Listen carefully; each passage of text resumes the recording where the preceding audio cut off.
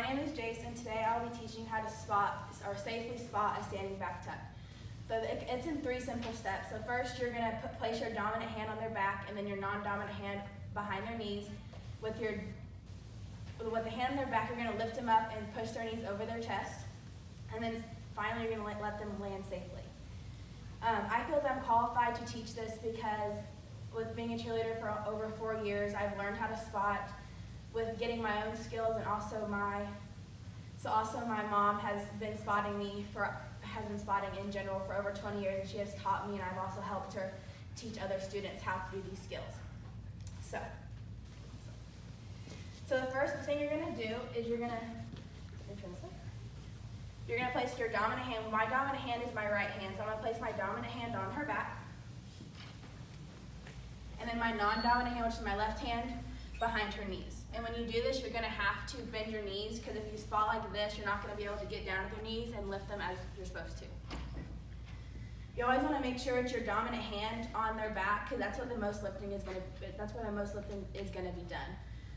Okay, so then the next step is as they do it, they're going to sit, and then you're just going to kind of follow them, and as they extend up, you're going to help lift them. So when you do this, it's going to be like a sit, and you're going to lift them to the top, and then you're going to, with your left hand, you're going to pull their knees over their chest. Okay. So this is just a quick representation. Okay. So see how the end, when she landed, I went ahead and took my hand stayed on her back the entire time. That is ensure when she finished the skill, she landed back on her feet and didn't land on her butt from over-rotating, or she didn't land on her hands and her knees from under-rotating. So we're going to do it again. You're going to make sure you're going to lift and pull, like that. So when you do that, you have to make sure, depending on the person you're spotting, depends on how much you're going to spot them. So Alyssa is really close to getting her standing back tuck, so I don't have to lift her as much as a person who's just learning it. So with the person who's just learning it, you have to make sure you lift them high enough in the air so they get that rotation in. If you do not lift them, they will not get a full rotation in, which will make them land on either their shoulders or back on their hands and knees. And then also what you do is with your left hand, you pull their knees over their chest to ensure a fast rotation. So the last step that you do is you ensure that they land safely, and you give them any corrections. Like the corrections I'll give Alyssa is to set more, because you want to be able to get that height, the most height as you can. So if you don't have that height, you won't be able to get that rotation in. So after you give the correction, you do it again. Set and pull. Better.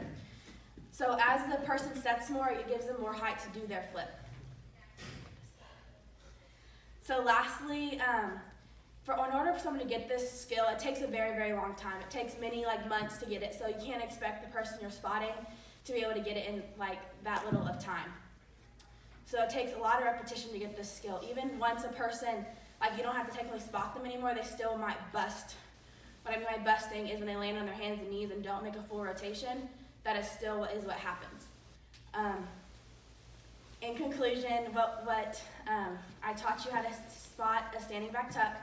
And so what you first do is put your dominant hand on their back, your non-dominant hand on their knees, or the back of their knees. You lift up with your right hand and pull over with your left, and then you ensure a safe landing.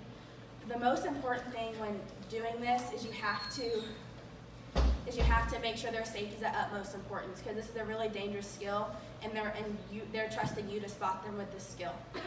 So, thank you for listening.